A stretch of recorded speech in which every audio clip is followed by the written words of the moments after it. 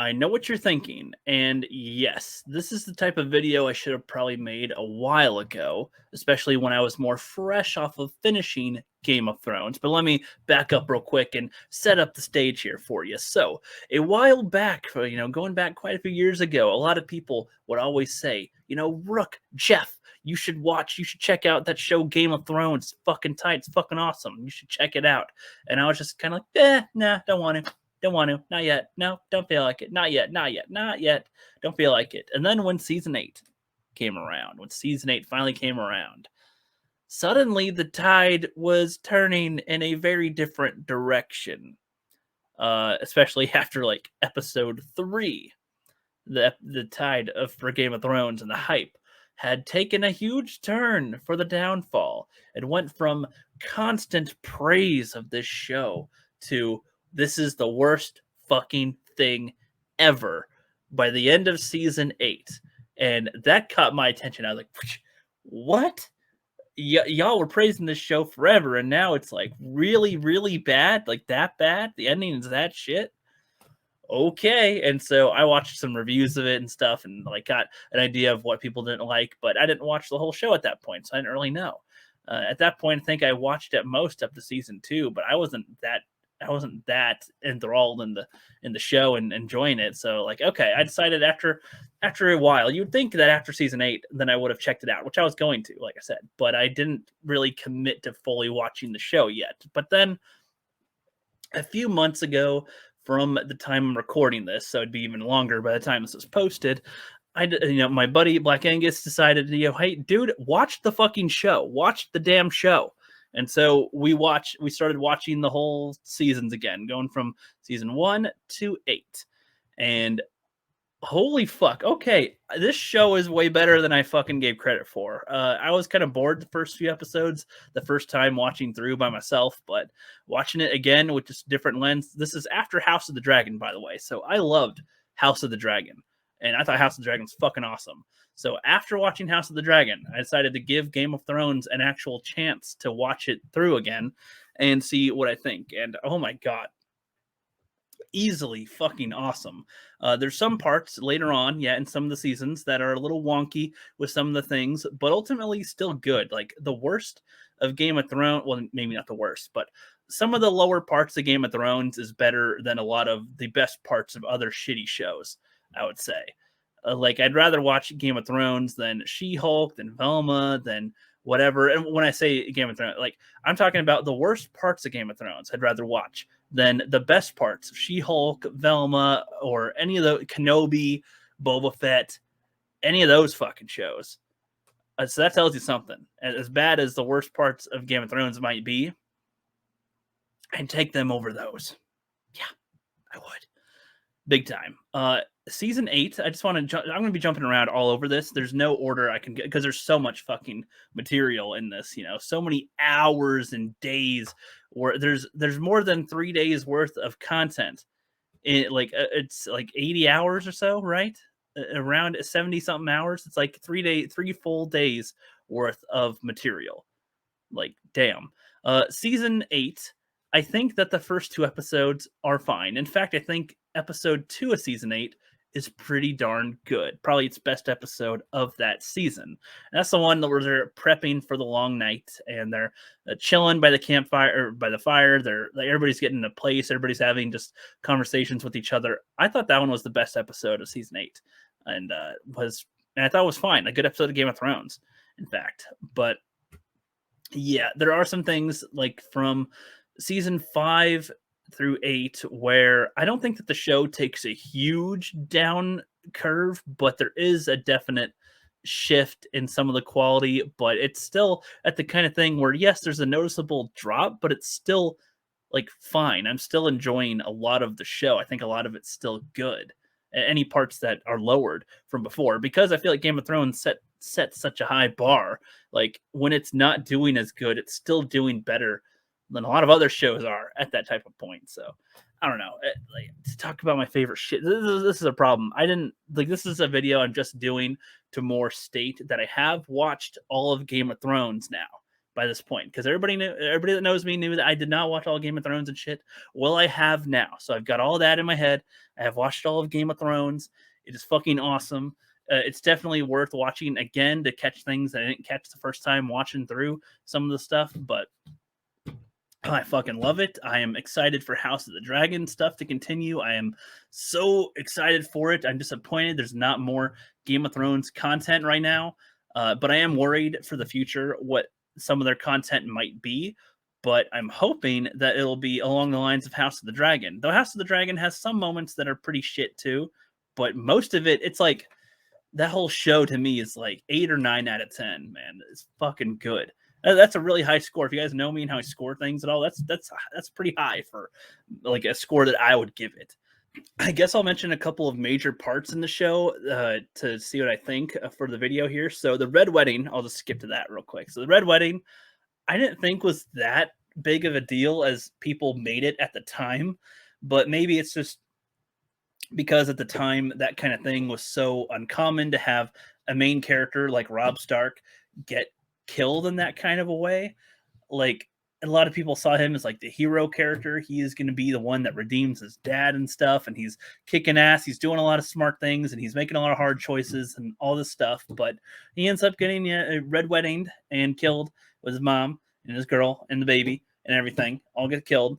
A lot of people, or like South Park, I guess, is like what maybe had this impression in my head before I watched the Red Wedding, like no, this is where I killed everyone off. You don't like the Red Wedding? It's where I killed everyone off. And all I could think of when I'm watching it is like, well, what do you mean you killed everyone? You killed a couple of characters. We still got a huge amount of characters left to run with here. Right? This is not even close to killing everyone. And then I thought that when Joffrey was having his celebration party, that maybe this is what they mean where they kill everyone off. No, just one.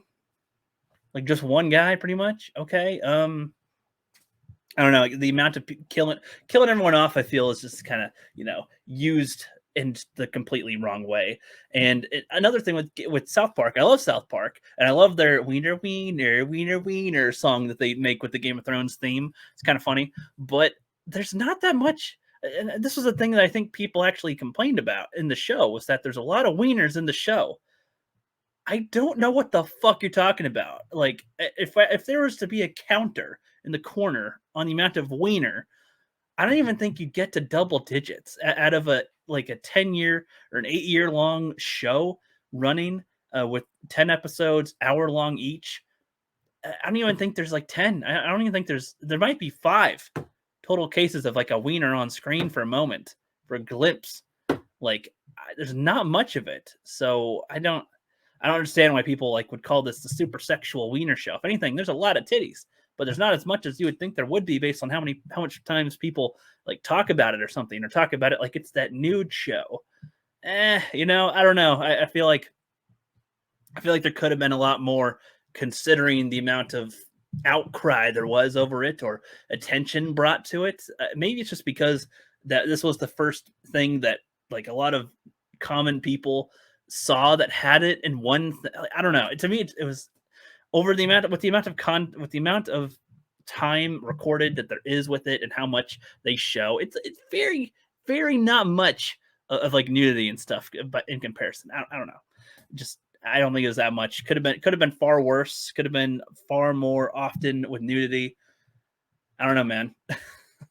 There are some things that surprised me with the show, especially with like Ingrid, or I might be pronouncing her name wrong, but the wildling girl that Jon Snow liked, she gets killed by the fucking kid that was like taken by the more ravaged and more savage wildlings. Like, fucking killed her right there, and he didn't kill the kid there at that point. But yeah, like he ends up getting fucking killed. Him getting killed and then brought back, I thought was a little unnecessary, but I guess it helps give credence to like this is a person that you should put some stock into with this. And then Battle of the Bastards. I'm just skipping around, guys. Again, I'm skipping around big time. Battle of the Bastards. That one is a little goofy to me as a battle. Like, I don't know. I gotta see what other people think of Battle of the Bastards, because I don't know. Something about it was like something feels weird about this battle, like the way they do it. I mean, one, I thought that Jon Snow had like an actual strategy but he just kind of runs in to try to save his brother, which is a detail that I totally didn't think would happen here at that point. Like, okay, I figured that the brother doesn't survive because he's not at the end or whatever when everybody's talking about it. But like, I don't know. Like, it just seems like, okay, wow, yeah, you would have just gotten annihilated if it wasn't for Sansa and Littlefinger, essentially. Like, really, Jon Snow? Really? You know, you just got back. You just got brought back to life. You're trying to do stuff, and I don't know. It just seemed like a really odd choice when trying to fight, Ramsay or whatever. Like that was kind of odd. Speaking of Sansa, though, holy fuck, I was grating my teeth. I was every single time Sansa was on screen, I was like, ugh. Oh, get the fuck off the camera. Get away, you stupid bitch. Because she's just, oh no, I'm so sad. And I don't want to be here and everything. Every fucking scene was her just like in tears and like just miserable. Everybody asked her, "How you doing, sweetie?" "Oh, I'm fine." You can chill, dear. You know she's gonna break apart. She's so brittle and soft. Like, oh my god. But I will admit that it does make sense why she is like that, because her father, Ned Stark, as good of a man as he is, as noble as a man as he is, he did not prepare her for the world at all. He completely sheltered this chick, and she was not ready for how horrible people are, for how she should probably behave or could be tricky or anything with anybody, nothing. So when she finally ends up like doing stuff, like I'll admit it is worth the pain of watching her be this cry machine of just misery. Because when she finally takes the fucking kid's glove, finally grows up a bit, it's like, oh shit, that's fucking all right. And then she goes through some actual trauma as well and has to deal with it and go forward. And it's like, all right, she is growing. Yes. Thank you. Thank you. Theon, another thing I was surprised by was Theon. I thought he like after he was captured by Ramsay and then he gets rescued by Ramsay, but then like recaptured again by Ramsay. Then he gets his thing cut off. I thought he was just gonna fade away as a nothing character. We're just gonna assume that he's gonna be tortured forever or he's gonna get killed at some point. I didn't think we are gonna keep on going back to him. And I was like, what else can you do with this fucking character? Like he's done for. He's a goner, but they somehow do enough with this character and give him growth and development and turn. And I was shocked, and I was like, what? And so yeah, he's defending his brother essentially. He's like he found himself, he found his balls, and even though those were cut off essentially, like he found something to fight for and did. And it was like, all right, dude, shit, okay, I like this. All right, nice. I like what they did with him and how he got his end. I mean, I wish that his ending was a little bit more with flair, a little bit, like a little bit more of a fight with the Night King or whatever. But that's okay, whatever.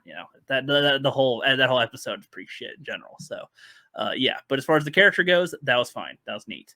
The stuff with Bran, I don't hate, but I thought was the least interesting watching. Like it was fine, and it brings that somewhat fantasy element more into the show with the warging and all that stuff. But I don't know. I was like the least invested when we're with Bran. I'm like, yeah, okay, it's fine. It's not horrible, but like in comparison, like when you're with Sam and Frodo, or Merry and Pippin, or Aragorn, Legolas, Gimli, Gandalf, when you're with any of these characters, you're pretty much having a pretty good time. Like for the most part, you're enjoying something going on there. They're growing in some ways that are good. I'm not saying that they don't have that with Bran, but I don't know. I just was like, I wasn't as invested in what was going on with him compared to other characters, I suppose. Like Jamie, fuck, dude, what he goes through, I love that. I mean, they take this like warrior hero slash seen as a villain sort of kind of a character, and like they drag him through the fucking mud, cut his hand off, everything. He's got to grow from that, and like just constant trying to grow and change. Like shit. Nice. Cersei, my God, I'm mixed on her with how she is toward the end of the show. The whole stuff with the septum, the religious element in there with faith and everything, her son.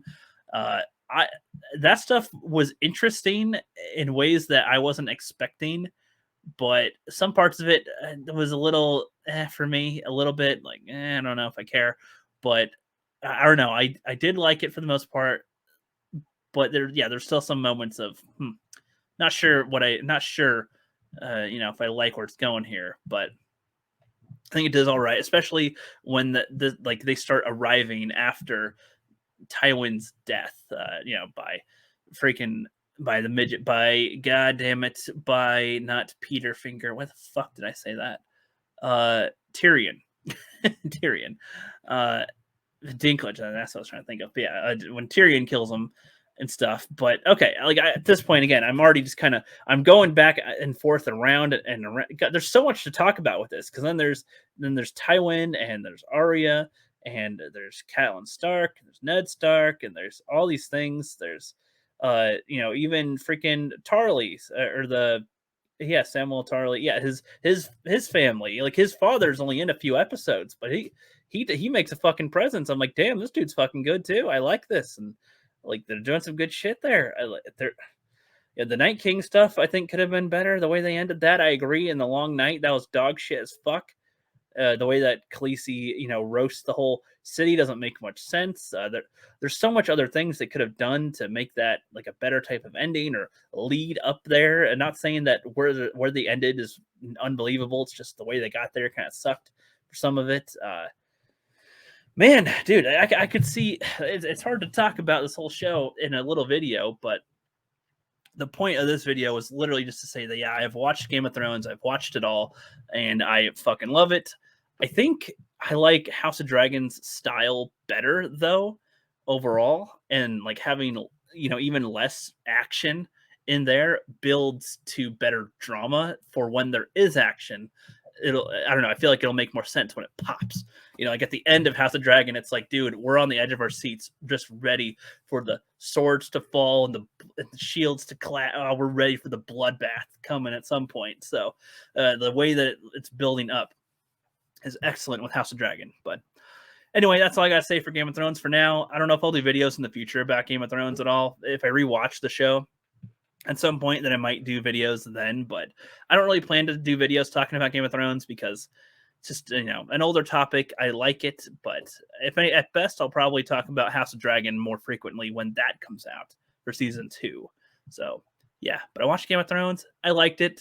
Season 8 was mostly shit. Episode 2 of season 8 was fine though, and I'll see you later.